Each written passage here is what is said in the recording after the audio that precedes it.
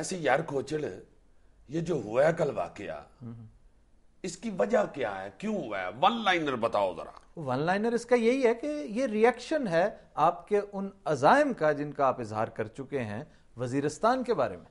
صحیح. انہوں نے ایک بہت بڑی سٹیٹمنٹ دی آپ کو کہ اگر وزیرستان آؤ گے تو پھر ہم یہ کریں گے. تو تمہارا کیا خیال ہے وزیرستان والا نہیں ایکشن کرنا چاہیے؟ نو, تو کل کا کرتے آج شروع کر دینا چاہیے تھا.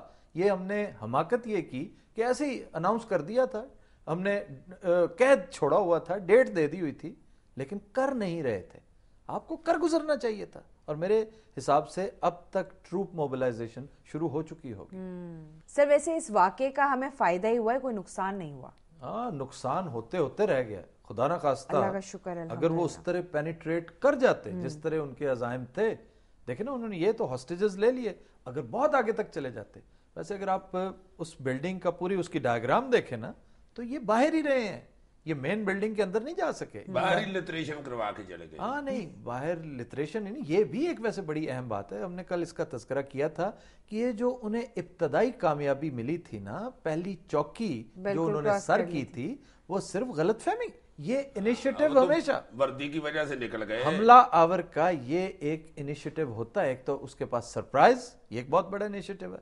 دوسرا اس کا حلیہ, اس نے آپ کی وردی پہنی ہوئی تھی اور آپ کی گاڑیوں کے نمبر پلیٹس یہ وہ, اس حوالے سے وہ آگے تک پہنچ گیا. لیکن شکر ہے کہ اس سے آگے, اگر اس سے آگے جاتے حالات مزید خراب ہونے تھے, پھر نقصان ہوتا.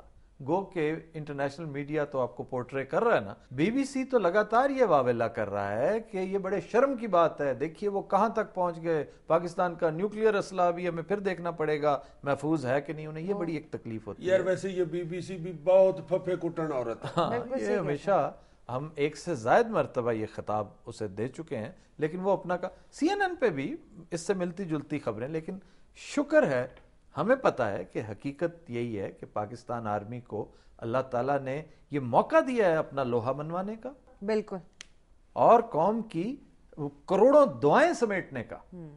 پھر پولیٹیکل فائدہ بھی اس کا ہوا ہے. اگر آپ دیکھیں کہ ملک میں جو ایک ہاچ پاچ سچویشن تھی, اسی واقعے کی وجہ سے president, prime minister, chief of the army staff یہ ایک میز پر بیٹھ گئے آپس میں گفت و شنید اسی واقعے کے حوالے سے کرتے کرتے.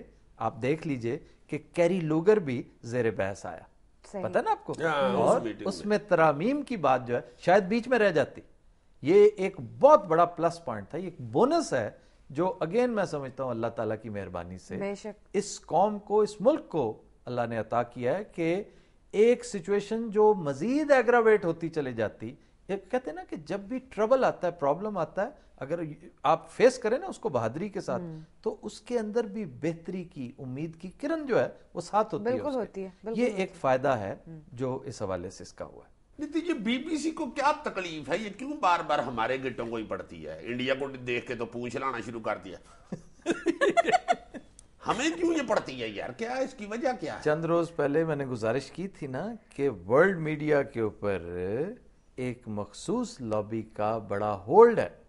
اچھا, جوش لابی یاد آیا کہ نہیں آپ؟ 96%. اس قدر ہمارے پیچھے پڑی ہوئی ہے, ہمارے تو تندور میں روٹی سڑ جائے تو رولا ڈال دیتی ہے, دہشت گردی دہشت گردی دہشت گردی. دہشت گردی محض دہشت گردی نہیں, جہاں موقع ملے آپ کی فوج کی تذلیل کا کوئی پہلو نکلتا ہو.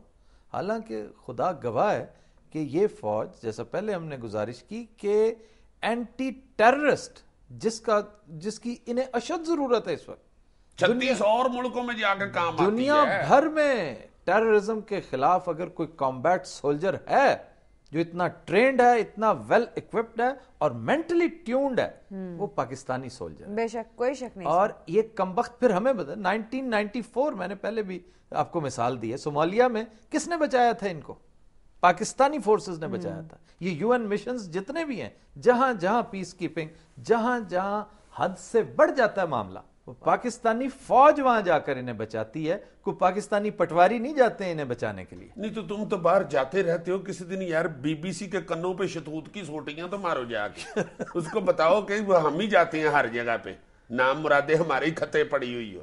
سر ویسے ہمارے نیوکلیئر کا ڈھنڈورا بھی سب سے زیادہ بی بی سی پیٹتی ہے. یس نیوکلیئر یہ اس وقت بھی اس نے بار بار اس کی ہر تان ٹوٹی سی بات پہ رہی ہے کہ اگر یہاں تک پہنچ گئے تو نیوکلیئر کس طرح سیف ہے. ہم اس پہ بات کرتے ہیں لیکن ایک بریک نہ لے لوں میں؟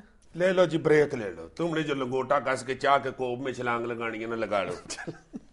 خواتین حضرات we'll take a break, stay with us.